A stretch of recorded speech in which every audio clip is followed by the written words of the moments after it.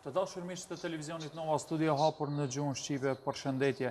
Pas festave të fundvitit, do thotë i kthehemi aktualiteteve tona politike këtu në vend, ku padyshim në qendër të vëmendjes kanë qenë rezultatet e zgjedhjeve të parakohshme parlamentare këtu në Maqedoni, si dhe platforma e partive politike shqiptare e cila u hartua këto ditë. Për të biseduar në këtë temë kam të ftuar tre mysafir. Në anën time të djathtë kam zotri Albert Hanin, analist politik. Zotri Hani, mirë se na erdhe. Mirëta, faleminderit për ftesën.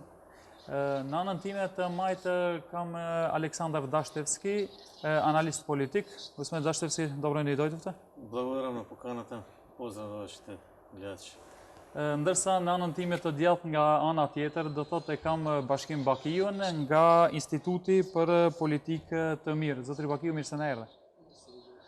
Zotri Hani, po filloj me juve, përfundon zgjedhjet e parakohshme parlamentare, rezultatet janë këto të cilat janë. Si pat partitë politike dhe daljen e tyre do thotë prej këtyre zgjedhjeve? Po, kryesisht vlerësoj se Maqedonia në moment gjendjet para një sfide të madhe, e cila po e provokon inteligjencën e partive politike, kryesisht inteligjencën edhe kreativitetin e elitës politike të ashtu quajtur këtu te ne, edhe pse kam shumë dilema në qoftë është elitë ajo e cila nuk do të gjej mundësi të gjej zgjidhje pas zgjedhjeve parlamentare. Zgjedhjet parlamentare dhanë shumë mesazhe të qarta për elitën politike, edhe si të tilla duhet mirë të dekodohen dhe të shtjellohen në kornizat e asaj që do të na përdoret ne për të mësuar nga gabimet e të së kaluarës. Kjo nënkupton se qytetarët thjesht treguan se janë kundër krimit, qytetarët treguan se janë kundër nacionalizmit të seksuar, i cili gjatë kohë ishte përdor nga politikanët dhe funksionarët e partive politike për poena politike dhe normalisht për të ardhur në pushtet dhe për t'i gëzuar gjithë të mirat që jep një shtet, bile përteja saj. Në të njëjtën kohë besoj dhe vlerësoj se këta zgjedhje dhanë edhe thyen edhe disa mite me të cilët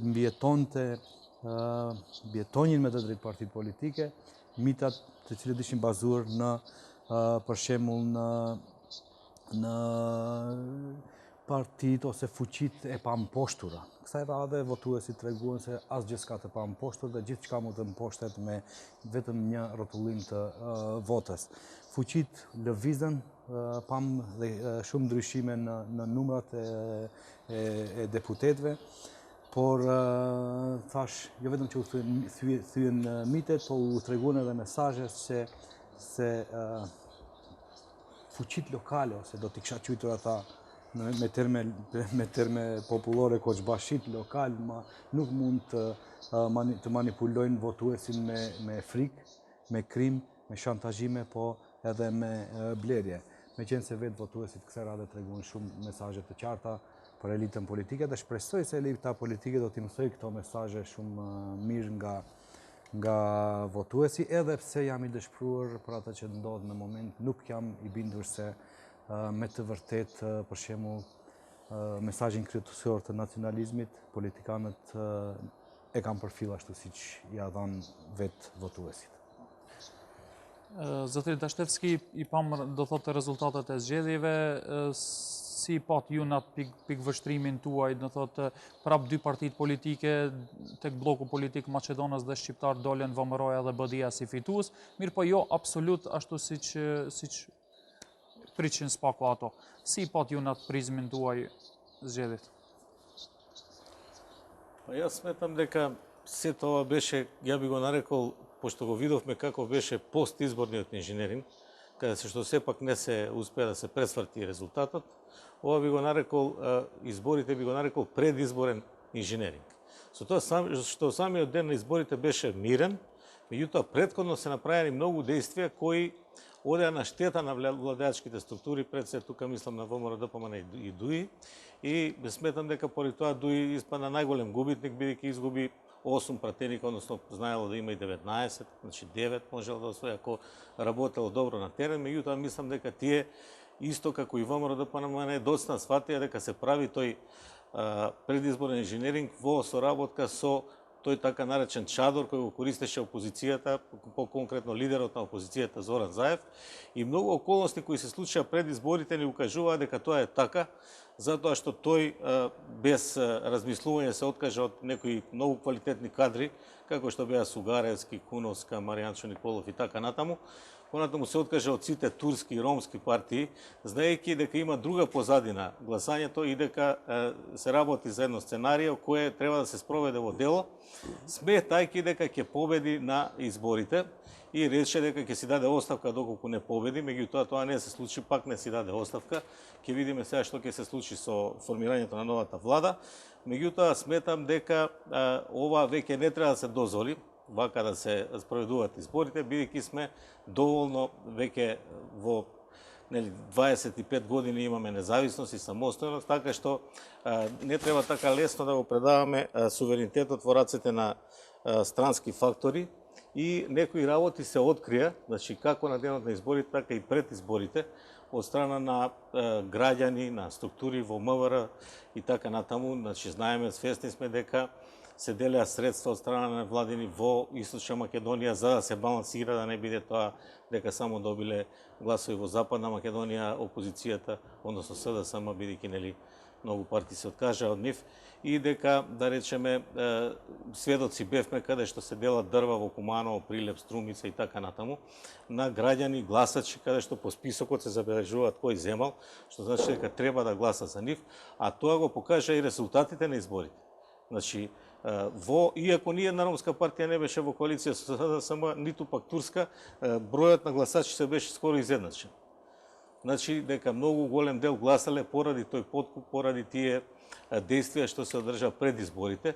Инаку за таквите действија за кои апсолутно не реагираше меѓународна заедница, за таквите действија треба веднаш да се преземат мерки од страна на јавниот обвинител, бидејќи тоа е избор на измама. A to si duket çdo herë kemi pas në zgjedhjet tona, por atë nuk janë diçka e re, risi. Сега обратно беше, што каже господинот.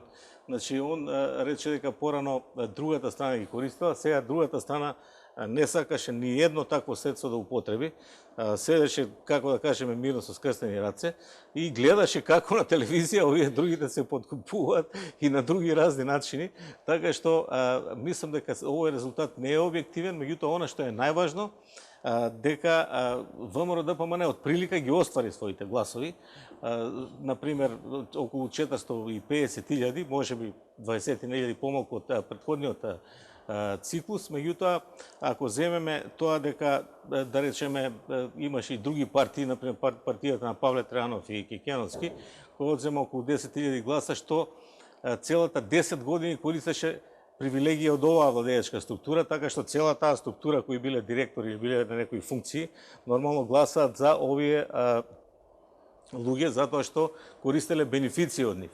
Од друга страна имаше уште една партија остана со префикс ВМРО, што беше некоректно ВМРО за Македонија, овие беа коалиција ВМРО за подобра Македонија, така што сметам дека тука се изгубени многу гласачи и по грешка, бидејќи го гледаат префиксот и гласаат така. Така што сепак мислам дека се заврши добро, единствено она што останува е дека резултатот е тесен, што малку ги отежнува работите и околу владата, и околу понатамошното работење. Јас се надевам сега дека треба да се состави влада во интерес на Република Македонија и граѓаните, затоа што гледаме дека стандардот во овие 2 години, токму поради политичката криза, падна. Ние бевме лидери во регионот и требаше да оствариме 4% бруто производ, меѓутоа тоа не го остваривме поради политичката криза. Сега сметам дека и важно исто и за евроатлантските асоциации да се остварат овие работи, реформите, а за тоа ќе биде потребна и соработка со опозицијата, бидејќи нели за некои закони, посебно во судството што ги бара Приве, што ги бара ЕУ, треба и двотретинско мнозинство, така што се надевам дека ќе има добра соработка за да тргнеме конечно напред, да престанат овие препукувања, бидејќи видовме дека нема ни 500.000 фантомски гласови, дека нема ни 100.000 лажни лични карти, дека сето тоа беше измислено за да дојдеме до овој резултат до кој дојдовме. Zotri Bakiu, si pat zgjedhjet parlamentare, dolën partitë, ndoshta nuk kanë dalë në atë pritshmërinë e tyre. me siguri për publikun ishin zgjedhje befasuese, megjithatë për mua personalisht dhe për ne si institut as pak befasuese, për shkak se ne merremi me hulumtimin e opinionit publik dhe një gjë të tillë veç më edhe paralajmëruam paraprakisht me publikimin e sondazheve të ndryshme, përqindjeve të ndryshme, edhe pse ajo fazi paraprinte me kritika të ndryshme për çështjet e jo profesionalizmit, po fatmirësisht zgjedhjet janë ato të cilët e verifikojnë publikimin e çdo ankete. Mirë, po në sondazhet e juaja keni dalë shumë afër, do thot ative parashikimeve apo mos them rezultateve në fakt, edhe pse shumë agjencione të cilët merren me hulumtime kishin krejtësisht informacione apo përqindje të ndryshme, ne qëndruam edhe para zgjedhjeve rreth asaj. Në fakt verifikimi ishin zgjedhjet. Por tashmë kur i kemi rezultatet, sigurisht se janë produkt i cili mund të shfrytëzohet për analiza të ndryshme, mund të shfrytëzohet për hulumtime të ndryshme. Zgjedhjet janë pasojë e një procesi i cili ndodhi në Maqedoni që nga shpallja e bombave nga lideri i opozitës zotëri Zoran Zaev së bashku me LSDM-n, dhe mund të verifikohet një gjë se çështja e bombave kishte efekt të madh tek subjektet politike shqiptare dhe tek popullata shqiptare në përgjithësi, që e dënoi një režim në përgjithësi dhe në veçantë një parti politike që është bashkëpjesëmarrëse e atij koalicioni, dhe kjo u reflektua në distribuimin e mandateve. Respektivisht BDI-ja humbi pothuajse 50% të votuesve dhe kjo u distribua një pjesa dërmuese tek partitë e reja, respektivisht mësë shumë të TGB-sa, por një fenomen që u paraqit s'pari herë, domethënë në mënyrë masovike, votuesit votuan edhe për një parti politike maqedone. Ajo që është për mua personalisht, domethënë nuk marr në një përgjithësi si institut shqetësuese, është se efekti i bombave edhe për skaj dëshmive të ndryshme rreth për korrupsion, madje edhe dyshimeve për ndoshta edhe viktima, spaku nga ajo që dëgjuam nga bombat, raste të dyshimta të mos them kushtimisht vrasjeve, po edhe të burgosive të ndryshme, votuesi maqedon nuk e dënoi një politikë të tillë dhe kjo u reflektua dhe sjell në konkluzion se efektet e nacionalizmit tek një pjesë dërmuese e maqedonëve që ja dham përsëri votën në Vëmërot dhe Pamunes, ka ndikim elementi nacionalist dhe retorika nacionaliste, po edhe puna nacionaliste, në këtë rast veprimi i Vëmërot dhe Pamunes, por për skaja asaj u ju reduktua, u përmend këtu se deri në 25.000, dhe kjo reflektoi që një pjesë e shqiptarëve të përkrajnë edhe LSDM-n, megjithatë u vërtetua se nuk kemi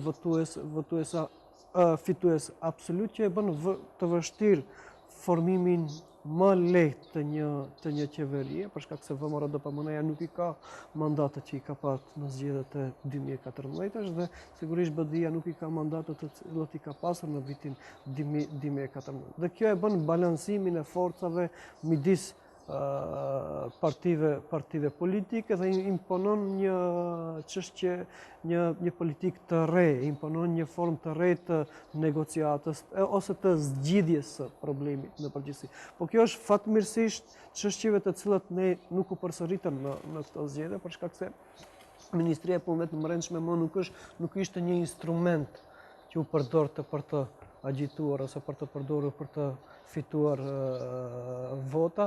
Ministria e Punës Politikës Sociale nuk u shfrytëzua, spaku nga ajo që pam nga përgjimet, dhe kjo e reduktoi forcën e Vëmërot dhe Pamunes, që mos bëhet fitues absolut edhe për skaj thyrjeve të shumta që neve na duan 63 deputet tek popullata maqedone.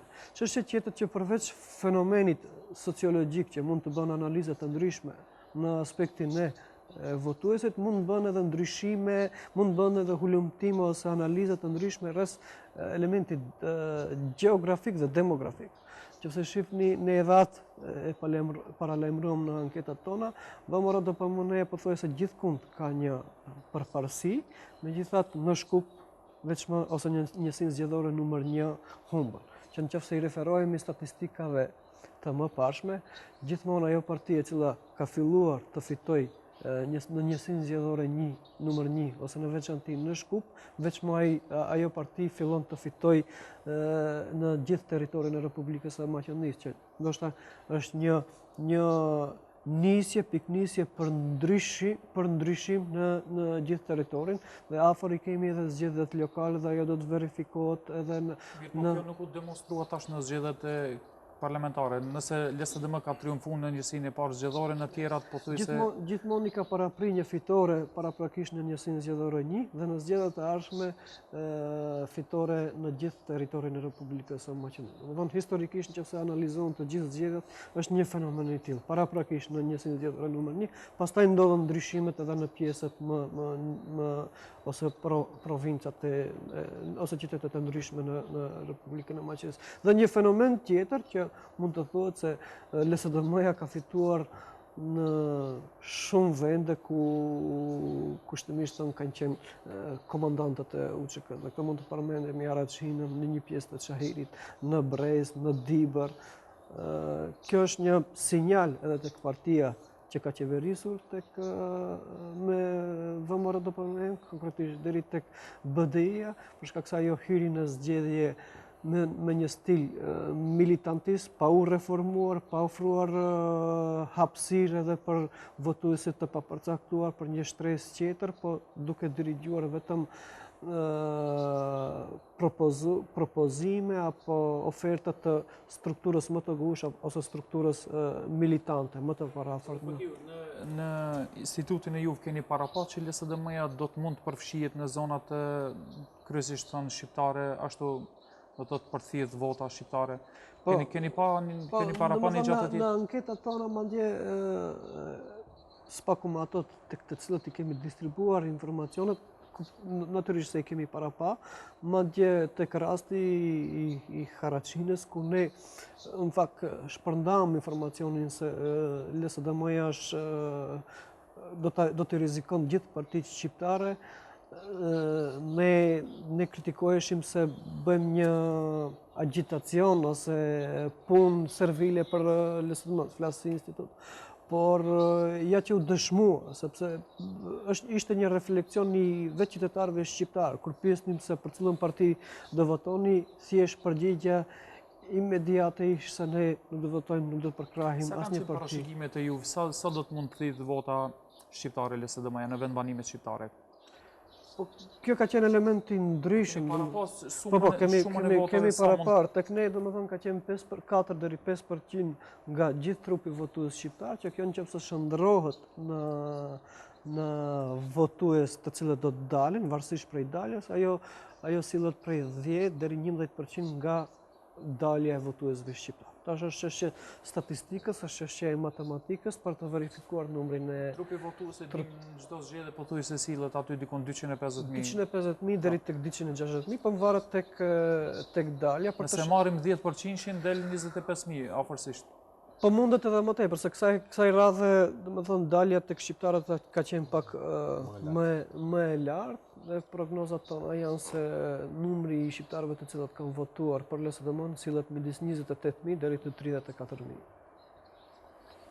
Zrihani, aktuale ka qenë sidomos unë ndale pak për të ndëgju bashkimin për shkak se kanë dalë tash shumë rezultate të ndryshme. Dikush thotë se SDSM-ja ka ngrit deri në 70.000 votë, dikush thotë 30.000, dikush nëpër mediume kanë spekuluar që 20 deri në 30.000 e kështu me radhë.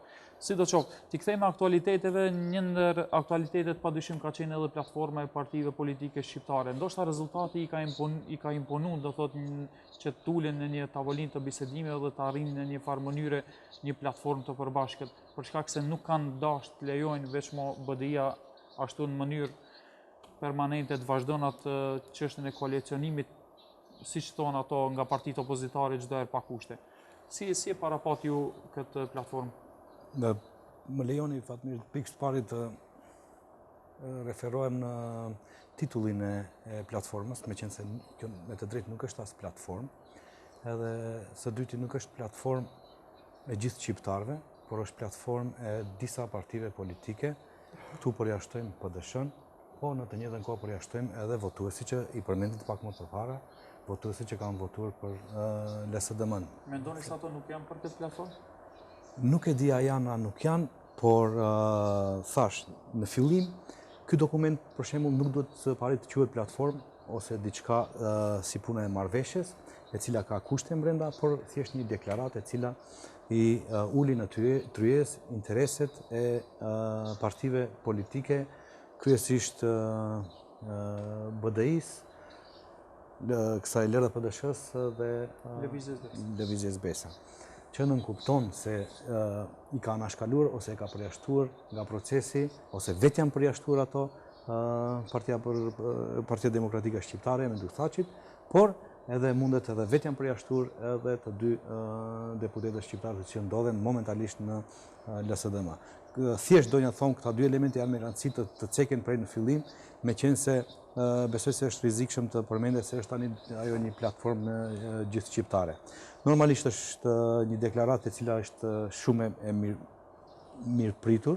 Të gjithë ne besoj se duhet ta mirëpresim deklaratën e tillë, me qenë se nga këndvështrimi im nënkuptonte një hap i madh drejt kuptimit të dialogut politik në blokun shqiptar, në blokun e partive politike shqiptare, dhe si e tillë ne na ka munguar për gjatë gjithë kohës prej pavarësisë të Maqedonisë, prej pluralizmit këtu në Maqedoni.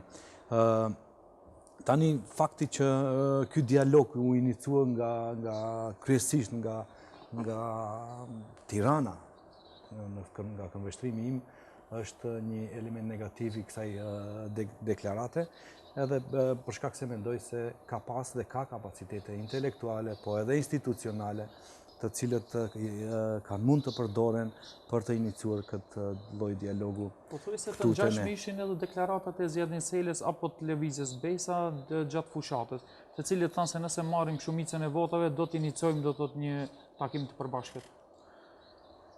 Takimi i përbashkët kryesisht i binte dhe i bie në favor të BDI-s. Të jemi të realt, me qenë se ata janë edhe paraprirës ose udhëheqës të këtij procesi. Disa gabime të cilët i bën LRPDSH-ja po dhe Besa, elektorati nuk ka për t'i falë aq lehtë. Edhe pse për hir të së vërtetës, besoj se ne të gjithë, si thashë më parë, ne mirëpresim një farë lloj kështu dialogu, dhe për hir të këtij procesi do të mbyllen syt nga vetë elektorati. Por nuk do të thotë se kjo deklarat nuk ka gabime. Duhet të shihet edhe me një këndvështrim kritik. Në moment nuk ekzistojnë kushte që hapin në sipërfaqe platformë për ta kritikuar deklaratën, por besoj se së shpejti do të vije edhe ai moment. Çka sipas nuk përfshin deklarata? Deklaratat, sipas me, pikë së pari, do të kisha thënë se nuk është pjesë e ofertave politike të cilët partitë politike i shpalosën gjatë fushatës parazgjedhore. Si e tillë, nuk do të them se s'ka relevancë, në të kundërtën ka relevancë. Mirë po, për mua tregon më tepër një farë lloj synimi, një farë lloj vizioni, tendence e elitës politike shqiptare për ta rregulluar statusin e Maqedonisë. Që nënkupton se ky dokument, nëse promovohet si kusht ose si kërkesë ndaj palës maqedonase, rrezikon të dështojë. Ndërsa nëse ky dokument promovohet si interes shtetëror, që deklaron barazi, deklaron përmirësimin e statusit dhe percepcionit të shqiptarëve në këtë shtet, atëherë besoj se mund të përfillet shumë më lehtë nga pala tjetër. Meqense se nuk ka diçka që rrezikon intereset shtetërore. Të gjithë gjërat që janë përmend brenda janë me interes shtetëror, por në këndvështrimin tim janë gjëja për shembull që edhe nuk ka pas nevojë të hyet më shumë në detaje. Besoj se një deklaratë e tillë më mirë do të ishte të fliste më tepër për principe, për vlera, për baza, po edhe minimum bazat ose vlerat të cilët nuk duhet të dëmtohen nga cila do palë tjetër përveç shqiptare. Do të thonë, të mbrojmë intereset kombëtare në një farë mënyre, por me deklarata të cilët referohen më tepër në principe dhe vlera, me qenë se vizioni për bashkët nuk mund të ngushtohet aq sa për shembull ka një pikë këtu lidhur me kyçen në proceset e diplomatike ose negociatat me Greqinë dhe me Bullgarinë. Nëse mirëni këtë pikë vetëm e marr si shembull. Kjo është një provizion në deklaratë e cila nënkupton se nesër ajo negociat do të mbarojë. Nesër çështja me emrin do të zgjidhet. Problemet me Bullgarinë do të zgjidhen, me Serbinë etj. Po ne si shqiptar nuk kemi nevojë të ngushtojmë kërkesën ose si të them deklaratën, duke thënë se ne duam të kyçemi vetëm në këtë problem. Problemet të tjera do të paraqitet. Sipas jush po i vendosim ne limit vetvetes, deri këtu do të jemi. Pas zgjedhjes do thotë ne prap i kthehemi. Prandaj nuk dua ta quaj si vizion. Për shembull, më mirë do të ishte të vendosesh të diçka si për shembull kyçja në politikbërjen ose diplomacinë ndërkombëtare të Maqedonisë, ose barazia në gjithë politikbërjen, në proceset politikbërëse lidhur me diplomacinë, që nënkupton edhe ma gjithëpërfshirëse. Ma gjithëpërfshirëse, normal, edhe më afatgjate. Pikat afatshkurte këtu janë e cila nuk do të ishte si edhe reagim edhe nga pala tjetër, për shkak se edhe pala tjetër nuk ka kundër kësaj që shqiptarët të përfshihen në ato proceset euroatlantike. Pikërisht aty, Fatmir, që tani do të kemi nevojë për një mjeshtri për ta parafrazuar çdo fjalë këtu në deklaratë, si ne analistët, po aq më tepër edhe politikanët të cilët e kanë hartuar këtë dokument, i cili besoj se ka shumë mangësi, ta parafrazojnë në atë mënyrë që thjesht të thonë të mund të përtypet nga pala tjetër. Edhe nuk është vetëm për të përtypur, është për ta kuptuar nevojën për ngritjen dhe përmirësimin e statusit të shqiptarëve në këtë shtet, dhe kur gjë më tepër se ajo, të ndihemi të barabartë, të sigurt dhe të kemi një ardhmëri ku mund të mendojmë për një mirëqenie të mëtutjeshme. Zotëri Dashtevski, deklarata e 3 partive politike ka ngrit shumë zhurmë, ashtu ta them, në opinionin publik. Tash duke i parë analizat apo deklaratat e analistëve politik, disa e kanë vlerësuar si tendencioze, ndërsa disa të tjerë e kanë perceptuar, do të thotë, si një mundësi e mirë që shqiptarët të jenë ta shohin Maqedoninë si shtet të tyre dhe së bashku me maqedonasit do thotë të bashkëpunojnë në ngritjen e standardeve të Maqedonisë në të gjitha sferat. Si e pat ju këtë deklaratë? Pa јас исто така гледам како еден начин на поголема соработка и ги се согласувам со ставовите на господинот Хани, односно колегата, нели, политички аналитичар. И сметам дека тоа е во право, дека тоа се избрза малку, дека неколку политички партии од албанскиот блок отидоа во Тирана, наместо прво тука да ги согласат ставовите и така натаму не се повторува. Меѓутоа, факт е дека не учествуваше ДПА и дека не презема ништо во тој поглед, односно презема некои контрапродуктивни работи СДСМ. Затоа што СДСМ и денеска молчи за декларацијата, а нејзините аналитичари, блиски до СДСМ, како што е, например, Бранко Геровски, пред некој ден кажа дека, иако СДСМ може да се смета како втора партија која стоја најголем дел од албанскиот електорат, дека овие мерки не ја одговараат, ги осудија, дури некои аналитичари рекоа дека се работи за документ кој е за мали деца, а не за употреба во Република Македонија. И исто така и Билчин се огласи, иако доби награда во Косово како заслужен граѓанин кој помогнал во унапредување на односите со албанците, рече дека оваа платформа не е добра. Така што сметам дека тоа не е добро, затоа што ќе испорачаат сега тие, бидејќи нели ветуваа разни ветувања на тој електорат кој гласаше поради тоа и ги освои. Тие Сега овде се господинот подобро знае од областа на анализата, меѓутоа на сите медиуми што слушнав ја, дека се работи најмалку за 35.000 гласови на албанскиот електорат, а дури и до 70 оди бројката како што кажавте вие, така што сега одеднаш тие се дистанцираат од овие ставови и ги ставаат во многу непријатна позиција сите тие што им помогнале во изборите, посебно пратениците кои ги ставија на листа, иако веднаш беше евидентно дека тие пратеници се само двајца, а нема повеќе луѓе, иако во шеската е јасно дека албанците ќе освојат повеќе пратеници, па и во двојката, доколку се стават повеќе луѓе.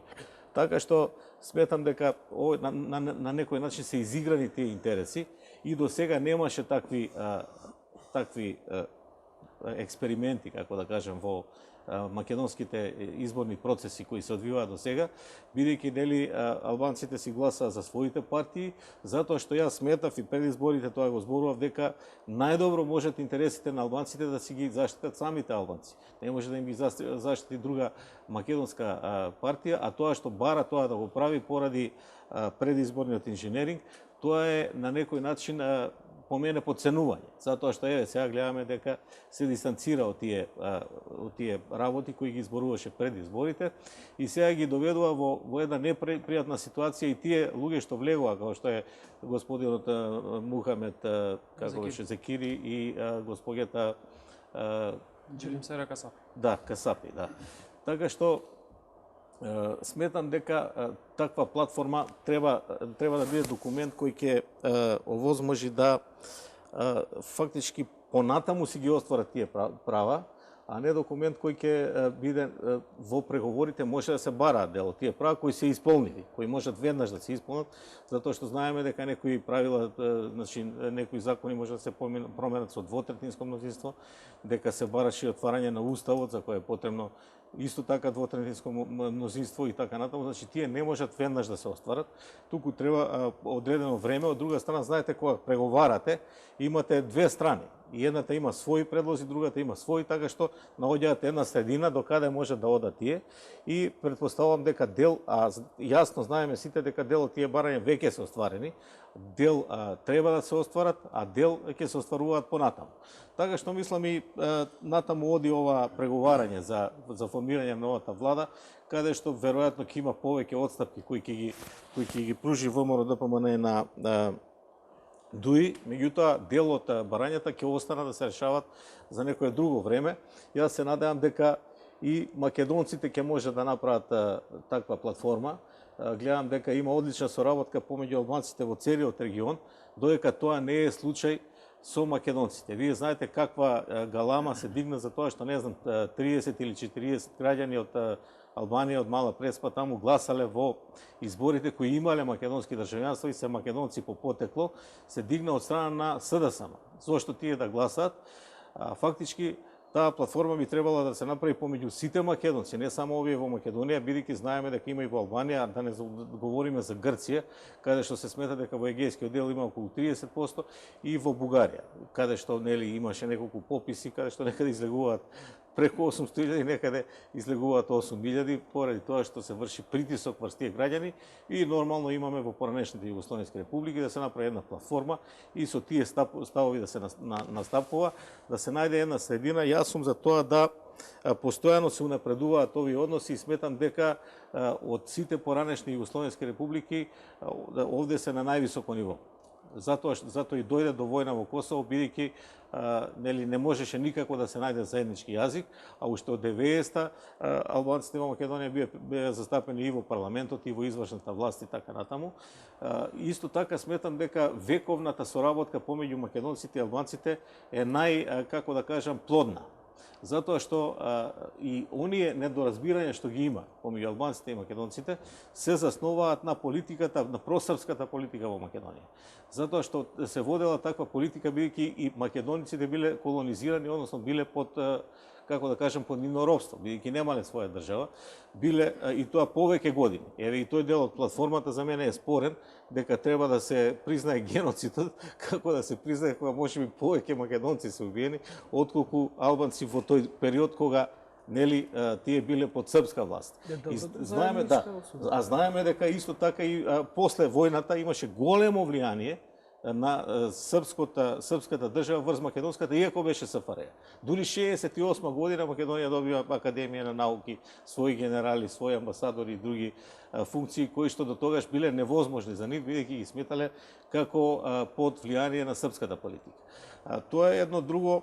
Сметам дека и во претходниот период, пред да дојдат тука србите, имале многу добар соживот македонците и албанците.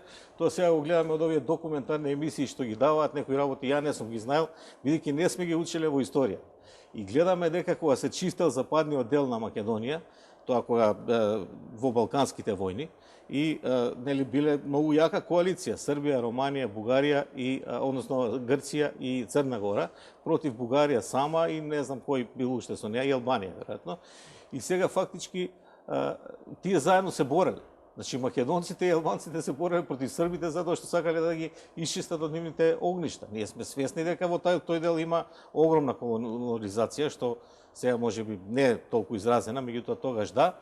И дури албанската држава, која тогаш била кревка, им пружала помош на тие луѓе што се бореле заедно, кога ќе дошле во една неизбежна ситуација, бидејќи Србија долго време била држава, па имала и артилерија, имала посилна воена сила, така што овие кога биле принудени да бегале заедно во Албанија, за да не ги убијат од другата страна. Така што сметам дека треба да продолжи таа политика и оние односи што малку се нарушени во тој југословенски период, кога нели албанците имаат проблеми на Косово, па тоа се одразуваше и во Македонија, треба да се градат. Јас мислам дека и покрај сите забелешки што му се ставаат на Дуи, сметам дека сепак многу се направи во овој период за стоплување на меѓуетничките односи, како што во последните 2 години во политичката криза се злоупотребуваат тие од политичките елити и дојде до ваква ситуација до каква што дојде, да се смета дека постои национализам, дека тоа се користи и така натаму.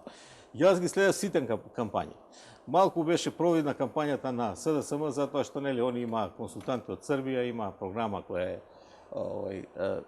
е туѓа програма и така натаму. Меѓутоа, кога зборуваме за ВМРО ДПМН, ја не приметив некој посебно голем национализам на нивните митинзи. Напротив, тие беа за единство на сите граѓани и секогаш на говорите на ВМРО, кога говореа и председателот Никола Груевски и другите политичари, тие ги спомнуваа прво македонците, албанците, па другите заедници, иако нели они имаа коалиција со повеќе национални малцинства, меѓутоа прво ги спомнуваа албанците како втор најголем народ во Република Македонија, што е нормално, и дека сите овие мерки во програмата кои се предвидуваат се важат и за албанците во Република Македонија и тоа пред се после македонците, значи на второ место секогаш беа ставани албанците. Може би имала некоја реторика на социјалните мрежи, некоја националистичка реторика. Меѓутоа, како официјална политика на ВМРО ДПМН, јас не видов никаков национализам во таа предизборна кампања, така што не треба да се држиме до тоа. Најважно е, како што кажа и од ВМРО ДПМН, сега да го зголемиме животниот стандард и економските услови во Република Македонија. Мислам дека тоа на сите заедно на сите граѓани ќе им помогне. Гледаме дека ова што сега овие нови возови, автопатишта, дека не може да се каже дека не придонесуваат и дека не дават поголем бенефит за развој на економијата. Сега нели одиме на тие обновливи извори на енергија кои претежно се во западниот дел на Македонија, како што се хидроцентрали, централи на воздух и така натаму. Така што сметам дека тоа треба да биде главното, а овие делови од платформата, мислам дека дел ќе се реализираат сега, значи се бара некоја функција, видовме, нели имаше коментари што би се дало од другата страна, дел ќе се реализираат сега, дел ќе остане да се реализираат покасно, што се изводливи, а дел ќе ги реализираат сите фактори во Македонија заедно. Затоа што не може, како што рековме, нели треба двотретинско, па нели треба и 100% мнозинство за да се договорат одредени прашања, некаде треба и референдум, така што тоа нема да оди толку брзо за некои прашања. Zotri Bakiu, si e pat ju deklaratën mos ta quaj tash platformë? Што e gati të dhe? Pavarësisht se si do ta quajmë, mund ta shoh në dy këndvështrime. Njëra është këndvështrimi i nevojës, në përgjithësi politikës shqiptare në Maqedoni për shkak të dështimeve të shumta dhe mos arritjes ato që pjesa dërmuese e qytetarëve shqiptarë dohen, apo mos them 100%, barazi sociale, barazi ekonomike dhe barazi në aspektin e shfrytëzimit të drejtave, si përdorimi i gjuhës, identiteti kulturor dhe kështu me radhë. Dhe ndoshta këndvështrimi i ditë, ndoshta keqpërdorimi i kësaj ideje për të krijuar një huti, për të krijuar një konfuzion, për të krijuar një krizë të mëtejshme, artificiale dhe debat i cili ndoshta më së shumti do të arrisë nacionalizmin sesa do të zbutot ose do të krijohet një zgjidhje e përgjithshme. Për shkak se e përmendje dhe hani më parë, është sistemi ai i cili diskriminon. Dhe gabimet e këtij sistemi janë bërë që nga pavarësia.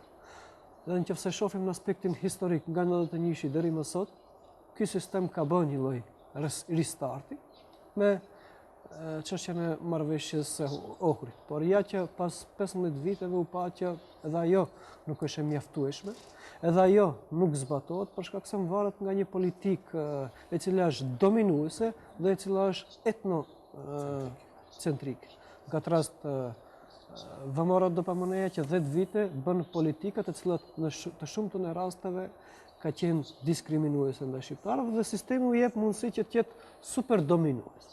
Dhe kur jemi të inicimi një platforme apo nevoje për një barazi universale midis popullit të parë shumicë dhe popullit të dytë shumicë, kjo mendoj se ishte më shumë taktike BDI-s, edhe pse në retorikën e tyre u përdorte nga gjithë partitë politike, sesa një iniciativë reale. Dhe në atë mendoj se për shkak dyshimit të asaj çështje u detyruan faktori politik shqiptar që të transformohet në Tiranë. Mendoj se kjo është krejtësisht normale, ndoshta është e iniciuar edhe prej BDI-s, për shkak se nëse shihni në fillim Besa e refuzoi.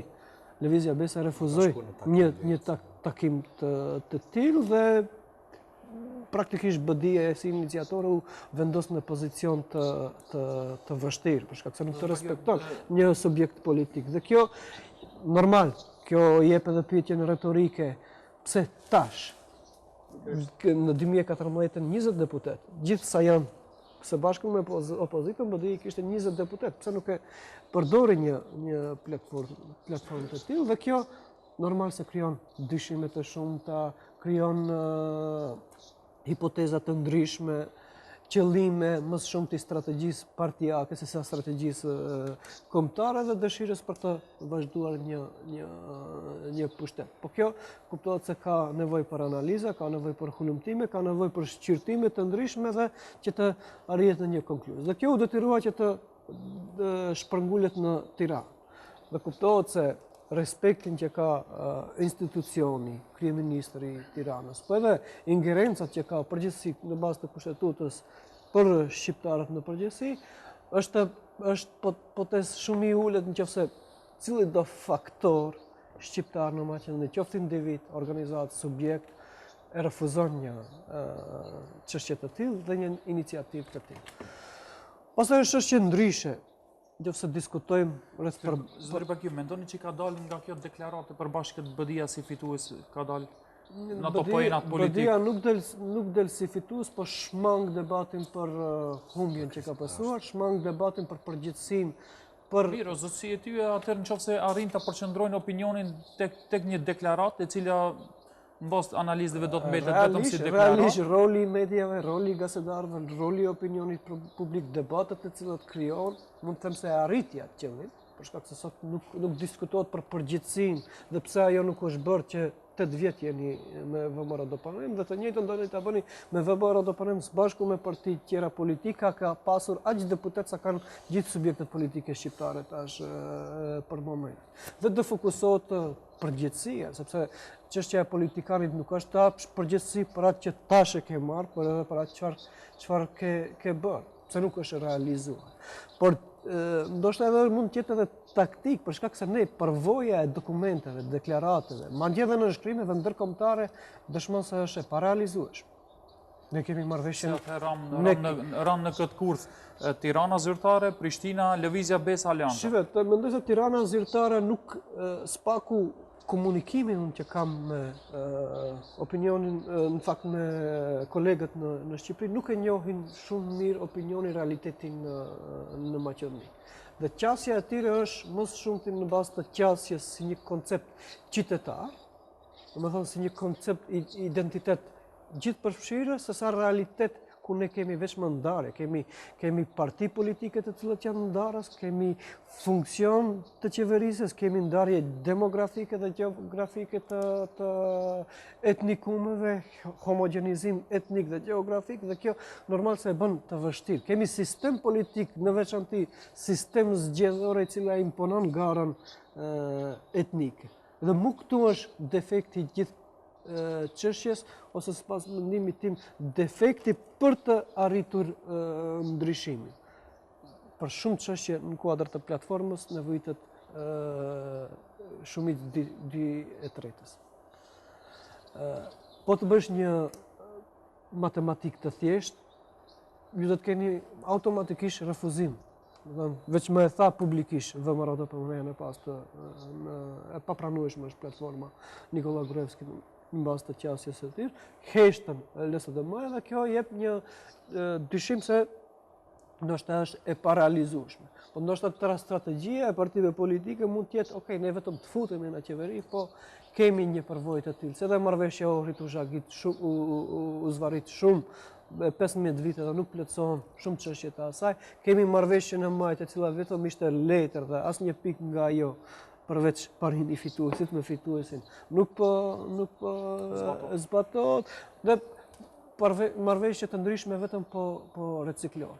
Ne duhet kërkojmë ndryshim të sistemit zgjedhor, e cila nuk do të krijon që 20 vite dominim të vetëm dy partive politike ose ndrimi i tyre, njëherë VMRO dhe njëherë LSDM, po sistem politik i cili në të ardhmen ndoshta do të krijojë edhe koalicione parazgjedhore ndëretnike, kushtimisht njësi zgjedhore, dhe sistem zgjedhor i cili nuk do të jep super dominancë një subjekti politik me qëllim që ai të ketë fatin e gjithë çështjeve të cilat janë të nevojshme. Shkak se nëse shohim se defekti ka qenë që në 21-shin, kolegu e përmendi se në histori nuk na ka mësuar për çështje të bashkëpunimit, çështjet e tilla ende vazhdojnë. Në histori sot nëse nuk i mësojnë për çështjet e elementeve të përbashkëta, sot historia shkruan për diskriminim për një popull të cilin e ke fqin. Dhe sistemi aktuale shkakton të. Shifni enciklopedi. U bë nga qeveria aktuale, u bë nga një sistem politik apo u përkrah nga një qeveri e cila është aktuale. Mos marr elementet fyese në kuadër të enciklopedis ndaj shqiptarëve. Duke pasur edhe faktori shqiptar, për shkak se sistemi është diskriminues. Po çfarë dyshimi mund të kenë se çfarë mësohet në histori para rreth asaj enciklopedie, kur një dokument zyrtar nga Akademia e Shkencave të nënshmon të diskriminon, çfarë do të mësohet në histori në shkollat e fillore, në shkollat e mesme. Se ti fqinjën tënde ke armik, se fqinjë jot është i ardhacak nga malet, se fqinjë jot është i egër. Ato ishin elementet të cilët i pam në enciklopedi. Në përgjithësi, mendoj se partitë politike shqiptare, pavarësisht sa mund duket e mirë një platformë, pavarësisht se cilat do të jenë pikat e platformës, piknisja e ndryshimeve duhet të jetë në sistemin politik, në të rësi, dhe në sistemin zgjedhor në veçanti ku do të niset ndryshimi. Kushtimisht, kur arrit kriza politike në Maqedoni, ajo krizë u shndrua në krizë intraetnike me gjithë maqedonasëve, konkretisht me disë VMRO-s dhe LSDM-s, dhe për kjo armiqësi, nga dyshimi që ekzistonte midis subjekteve politike u neutralizua në pushtetin ekzekutiv për shkak të dyshimit në kontroll midis disa institucioneve, kontroll të përbashkët midis zëvendës ministrit dhe ministrit. Kemi Ministrinë e Punës dhe Politikës Sociale, Ministrinë e Financave dhe Ministrinë e Punëve të Mbrojtjes. Ju kujtohet se u arrit marrëveshje për shkak të dyshimit dhe urrëqjes që zëvendës ministrit të ketë nënshkrim kontrollues ndaj ministrit, edhe Ministri i Financave. Do të thonë të ketë vështim kontrollues. Po ne dyshime dhe armiqësi vazhdimisht thënë midis shqiptarëve dhe maqedonasëve, kjo është që nga viti në 91. Pse nuk u arrit që një parti politike shqiptare ose një subjekt politik shqiptar spaku për institucionet kyçe, të cilat kanë efekt edhe në barazi sociale dhe ekonomike, të kërkojnë një zëvend ministër i cili do të ketë kontrollën e nënshkrimit ndaj ministrit. Ajo le të jetë Ministria e Punëve të Mbrojtshme, le të jetë Ministria e Drejtësisë, le të jetë Ministria e Financave dhe Ministria e Punës dhe Politikës Sociale. Do kjo në të jetë negociata, për shkak se ju e bët për shkak të konfliktit që ekziston në VMRO dhe LSDM, dhe kurse në konflikti shqiptaro-maqedon ose maqedono-shqiptar ekziston që 25 vite dhe nuk dëshironi ta bëni. Gati në të nisë, domethënë të krijohet një balans i pushtetit për shkak se sistemi zgjedhor me automatizëm nuk e krijon këtë balans. A mund të jetë funksionale një qeveri e tillë me dyshime, do të thotë për shkak se çdo herë do të kontrollohesh nga njëri tjetri? Ne nuk duhet ta aktrojmë për shkak se dyshimet midis maqedonasëve dhe shqiptarëve dhe vice versa kanë ekzistuar gjithmonë. Dhe për të arritur një besueshmëri, patjetër elita politike që të ketë një sistem të kontrollës. Atëherë pse kërkojmë shqiptarët një nga institucionet kyçe? Dhe pse maqedonasit ose elita politike maqedone nuk jep? Nuk jep për shkak se ekziston dyshim dhe politika shqiptare e kërkon për shkak se dëshiron të jetë barabartë, të fuqishme, mos jetë inferiore. Dhe këtu është çështja. Ne patjetër duhet të fillohet nga ndonjë pikë. Dhe kjo le të jetë pika e parë, pavarësisht me një shoqëri ku ka konflikte, me një shoqëri ku historia nuk mësohet, nuk na ka mësuar për një çështje bashkëpunimi. Me një shoqëri ose institucion ose shoqëri ku interpretohet ndryshe, ku fqinju interpretohet si armik, patjetër për të arritur ajo barazë duhet marrin përgjegjësi elitat politike që të ketë një sistem të kontrollit. Dhe kjo fatkeqësisht nuk ekziston në Maqedoni që nga fillimet e pluralizmit politik. Jemi do thotë në 10 minutat e fundit, zotri Hani, si i parashini tash ato matematikat për themelimin e qeverisjes së re? Është bërë do thotë një tash duhet shumë matematika për llogaritje të bëhen, do thotë se kush ka fuqinë, kush ka të drejtën, kush ka si mendoni si do të ecin këto lëvizjet për themelimin e qeverisjes së re? Ti më lejo të theksoj disa elemente përpara se të përgjigjem. Mendoj se gjithë ky proces i ngërçit politik që po na ndodh tani në moment në këtë shtet, na jep po ashtu edhe leksione të mira për të gjithë ne. Posaçërisht për shqiptarët të cilët gjermë tani kanë pas një qasje të gabuar sipas meje në përmirësimin e statusit në shtetin, në Maqedoni. Qasja ka qenë për herë unë kërkoj dhe ti më jep. Ndërsa tani, siç duket, hapen mundësit ose shtigjet për të ndërruar kjo qasje që nënkupton më tepër bashkëpunim, më tepër kuptim të nevojave dhe intereseve të palës tjetër. Këtë e vërej nga fakti se veç më vërej se ndryshon retorika nga ajo nacionaliste që promovoheshte gjatë fushatës në atë më të moderuar tani, do të kisha quajtur në retorik interkulturore. Sa edhe të duhemi ne të thomi se VMRO-ja nuk përdorte retorik nacionaliste, besoj se kjo nuk është e gabueshme, me qenë se për gjithë fushatat, me të drejtë i gjithë mandati i atij konstalacioni përqendroheshte në faktin se ne na duhet një majorancë absolute për shkak se nuk duam që të kushtozohemi, nuk i duam këta dokumente. Po ajo ndodh. Domethënë ndodhin në moment provokimet që i keni kërkuar. Kthehen si bumerang në sferën politike. Këtë e kanë kërkuar edhe partitë politike shqiptare.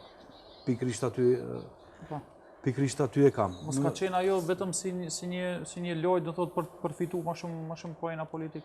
Dikundi duheshte të dalet të lirohet ajo energji negative dhe më vjen mirë, prap potencial më vjen mirë që veç në elitën politike shohim ndryshime në retorikën e tyre. Piktakimet që u përmendën janë po ashtu ndryshim në retorikë, që gjërmë tani ne vetëm kemi mësuar se si ta projektojmë palën tjetër si armik. Dhe imazhet armiqësore për herë na kanë krijuar probleme në tavolinë. Nga ana tjetër, ato që e vërej edhe dua ta theksoj në këtë emision është se po ashtu si diçka pozitive, nga theksimi i intereseve nacionale, qoftë shqiptare ose maqedonase, tani bashkarisht bloku maqedon dhe bloku shqiptar flasin për interese shtetërore. Në qoftë se veç më flasin për një falloj diskursi që nuk ka ekzistuar më përpara dhe ka qenë kryesisht i ndarë, o do të flasin për Maqedonët o për shqiptarët, tani më do të flasin për Maqedoninë. Dhe në qoftë se flasin për Maqedoninë, gjithë opsionet janë të hapura. Janë të hapura edhe opsionet për të diskutuar këta deklarata të cilët në moment mund të na duken kontraverze. Por e mira e gjithçka është se edhe elementet e frikës dhe kontrollit të popullatës po eliminohen me këta zgjedhje. Që nënkupton se kombinatorikat e ardhshme janë të mundshme. Çdo gjë është e mundur në të ardhmen. Edhe pse ky dokument krijoi provokime të mjaftueshme. Por parimi im kryesor personal, cilin unë do të kisha promovuar që këtu është që të gjithë partitë ose funksionarët e partive politike të zotohen se do të luftojnë për shtetin, për të drejtën, për drejtësinë dhe do të luftojnë për eliminimin e krimit. Do të luftojnë për atë që çdo kush që ka bërë krim do të meritoj vendin në burg ku edhe të ndodhen. Nëse nuk zotohen partitë politike, atëherë do të ballafaqohemi me situata shumë të brishta, do të ballafaqohemi me situata ku nuk do të mundemi të zgjedhim problemet edhe më të thjeshta që kanë me pak elemente ndër-etnike. Kështu që vlerësoj se nuk duhet të fusim barjera vizioneve tona për bashkëpunim me atë që duhet thjesht ta kushtozojmë këtë çfarë do lloj bashkëpunimi të kushtëzohet me eliminimin e krimit. Dashtevski, kombinatorikat si isheni tash për themelimin e qeverisë së re, ka shumë kombinatorika cilat janë më të pranueshme, më të... Јас малку би се осврнал сега и на коментарот што го дадовме, нели, говорниците после мене. Значи, ние ако сакаме само негативно да ги гледаме работите, тогаш не е добро тоа ни за македонците, ни за ни еден народ во Република Македонија, бидејќи гледаме сега после овие дискусии, другите реагираат, сакаат да и нивните програми бидат имплементирани и така натаму. И сега ако јас апсолутно не се согласувам дека ВМРО ДПМН води националистичка политика, напротив, добрата соработка со албанските партии, претходно со ДПА и со ДУИ во последните 8 години, значи дека им оставиле комплетно на нив да се грижат за тој електорат, бидејќи тие подобро ги знаат условите во тој електорат, а далеко од тоа дека е егоцентристичка. Тоа апсолутно не се согласувам, доколку има некои други сомневања, што се однесува до Охридскиот рамковен договор.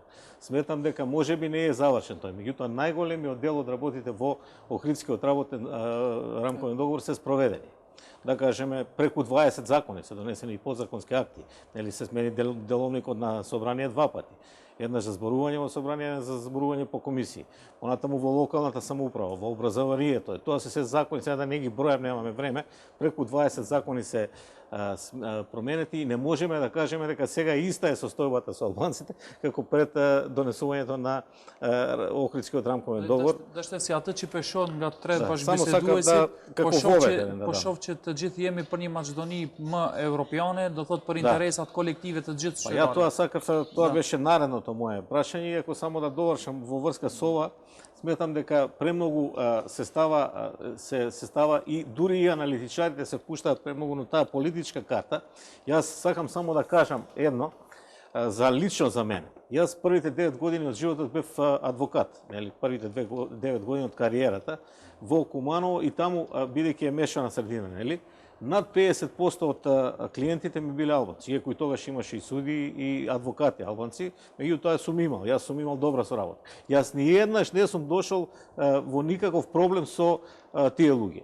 А обратно, многу често сум имал проблеми со граѓани од македонска националност, затоа што нели доаѓа проблем дали ќе ви платат, дали не, дали ќе се задоволни или не се задоволни, значи можам да кажам дека луѓето меѓу себе поретко имаат проблеми, така што затоа треба да ги избегнуваме тие реторики за национализам, за етноцентризам и така натаму, затоа што сметам дека само со позитивна енергија можеме да дојдеме до подобри резултати. А од она што гледам сега што се преговара, веќе излегуваат информации, ќе се добие, што нема да се добие, овие главни прашања кои ги спомна господинот Бакију, сметам дека ќе бидат решени. Затоа што слушнавме дека ќе има одредени измени во законот за употреба на јазиците, како што каже Геровски пред некој ден, дека намерата на СДСМ била, бидејќи нели тој е нивниот фронтмен и ги изнесува нивните ставови во својот портал и вестник. Значи, например, ако се сретне некој албански граѓанин во Струмица, да му се прочитаат правата или да му се дадат на хартија на албански и уште некои такви работи, тоа ја немам ништо против тоа. И веројатно во таа смисла ќе бидат измените во законот за јазици и дека најверојатно министер за финансии, тоа е нели се претпоставки, се дури и они сами не знаат што ќе се договорат конечно, меѓутоа дека министер за финансии ќе биде од редовите на ДУИ, што значи дека апсолутно ќе може да контролира дали тие средства што одат за Западна Македонија, тоа ќе биде спроведено или не, што значи финансиска, социјална, економска независност, тоа што е главно прашање.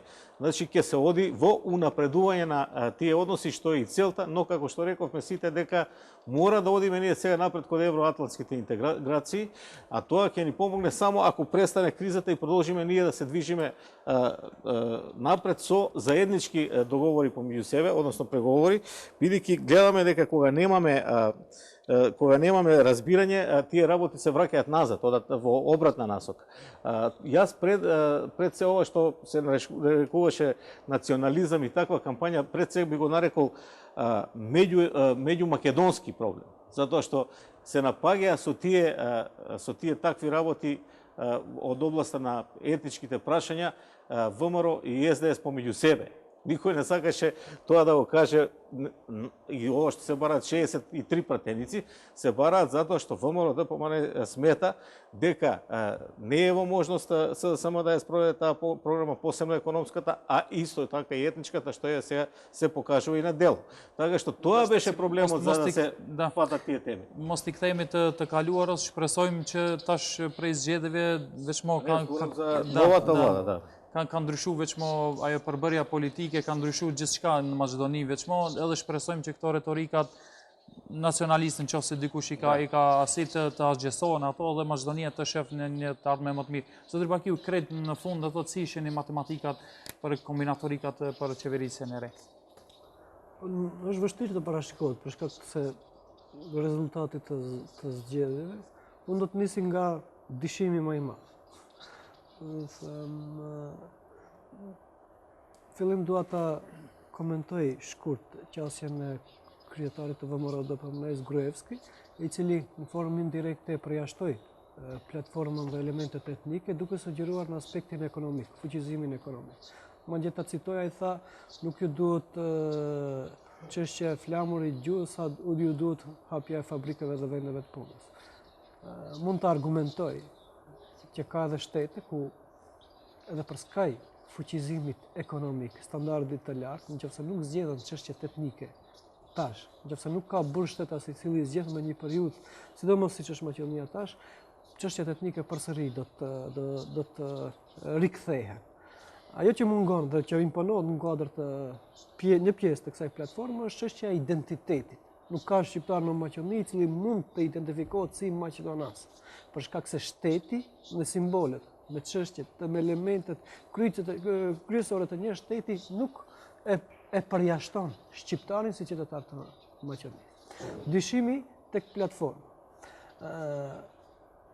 Mendoj se do të arrihet në një fazë ku shqiptarët në këtë rast BDI-a do të dëshmohet se ja unë nuk lëshoj nga kjo është vija e kuqe nga kërkesat tona dhe një refuzim nga ana e VMRO-DPMNE-s se ja ne nuk përkulemi para një oferte shqiptare e cila do të detyroj shtetin dhe vendin të shkojnë në zgjedhje të parakoshme që mas mendimit tim është opcioni më i padëshiruar për mua dhe për shkak se më i panevojshëm për shtetin. Dhe këtu rol kyç do të ketë kryetari i shtetit, se një do të jap kushtetuta është pa qartë, në 90 kushtetutës rreth formimit të qeverisë, a do të jap personit të ditë në kuadër të VMRO-DPMNE-s, a do të jap partisë së dytë, apo do të lejoj që cila parti do të arrit të bëj të formoj koalicion dhe roli i kryetarit të shtetit do të jetë kyç, për shkak se ai do të vendos a do të jap kujt tjetër mandatin për të formuar qeverinë ose thjesht do ta vendos vendin në një ngërç politik e cila do të detyroj të shkohet në zgjedhje të parakoshme parlamentare. Dhe ky pozicion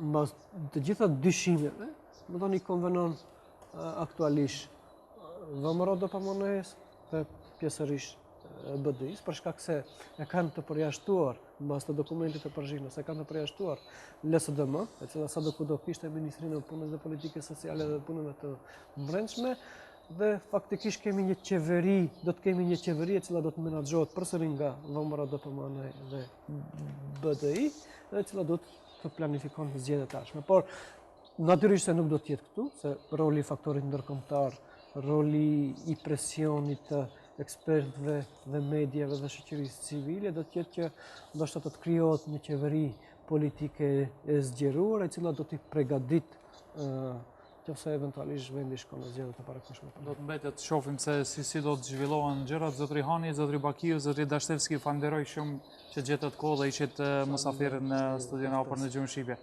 Sa ju shikues të nderuar, takim të radhës ju let të shtunën e ardhshme me fillim në ora 18 deri atëherë, mirupafshim.